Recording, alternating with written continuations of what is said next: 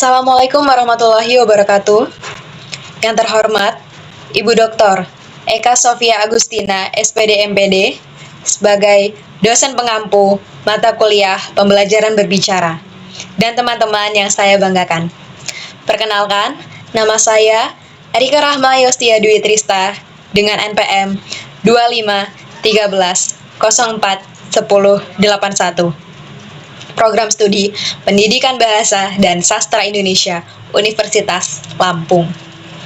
Pada kesempatan kali ini, saya akan menyampaikan presentasi sebagai tugas keempat mata kuliah pembelajaran berbicara. Baik teman-teman, pada kesempatan kali ini saya akan membahas materi pengantar. Yang pertama, saya akan membahas apa itu pembelajaran keterampilan berbicara.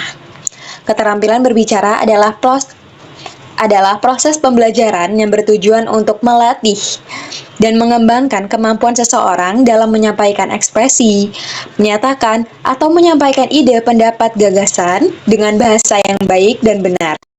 Lalu yang kedua adalah tujuan keterampilan berbicara. Terdapat 4 tujuan dalam pembelajaran berbicara. Yang pertama adalah menyampaikan ide, gagasan, dan perasaan secara lisan dengan tepat dan jelas.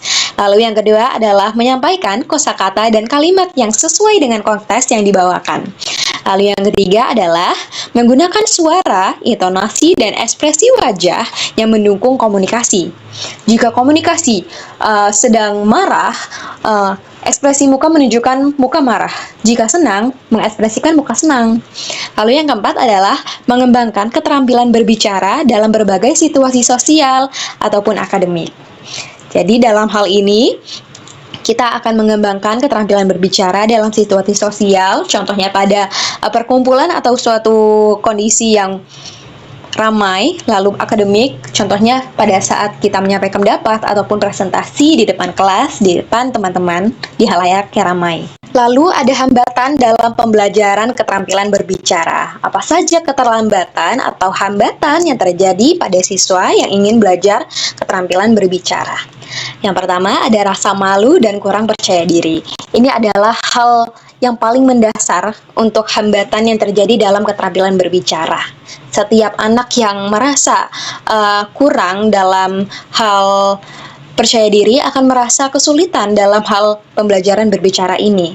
Lalu yang kedua adalah kurangnya latihan berbicara. Ini mungkin bisa dilatih jika kita membiasakan diri untuk berbicara di depan halayak ramai. Lalu yang ketiga adalah keterbatasan kosakata. Nah, hal ini terjadi mungkin karena kita seringnya tidak membaca buku.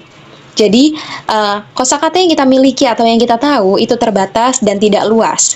Lalu yang keempat, penggunaan bahasa yang lemah. Nah, lalu yang kelima, gangguan teknis seperti kesulitan pelafalan ataupun artikulasi bicara.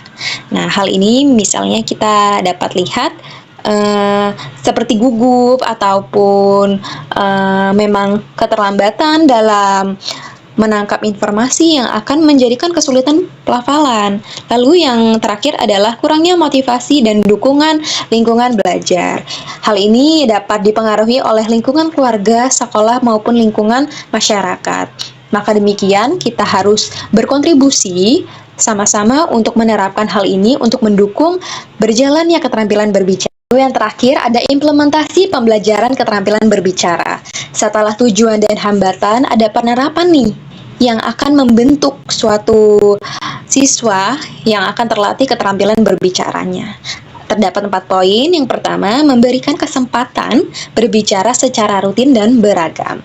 Yang pertama, ada diskusi, presentasi, dan dialog. Hal ini akan membentuk kepercayaan diri siswa yang akan membantu mereka untuk memudahkan keterampilan berbicara. Lalu yang kedua, menggunakan metode pembelajaran yang menarik. Nah, hal ini mungkin bisa digunakan seperti menampilkan video-video, lalu menyelipkan permainan-permainan yang seru dalam setiap pembelajarannya, yang akan menarik semangat siswa untuk belajar keterampilan berbicara. Lalu yang ketiga, memberikan umpan balik terkait pembelajaran berbicara. Umpan balik tersebut bisa dilakukan seperti memberikan tanggapan, lalu memberikan informasi ataupun hal-hal seperti apresiasi yang kita lakukan untuk siswa. Lalu yang keempat, menciptakan lingkungan yang positif untuk mendukung keberanian dan interaksi yang aktif. Hal ini sangat berpengaruh karena lingkungan akan mempengaruhi hasil dari didikan yang akan kita berikan kepada siswa. Dengan interaksi yang aktif, itu akan melatih siswa dalam komunikasi, kepercayaan diri, dan melatih kosakata agar lebih luas dan lebih fasih dalam pengucapannya. Mungkin itu saja yang dapat saya sampaikan. Semoga bermanfaat dan dapat diterapkan dalam kehidupan sehari-hari. Saya akhiri. Wassalamualaikum warahmatullahi wabarakatuh.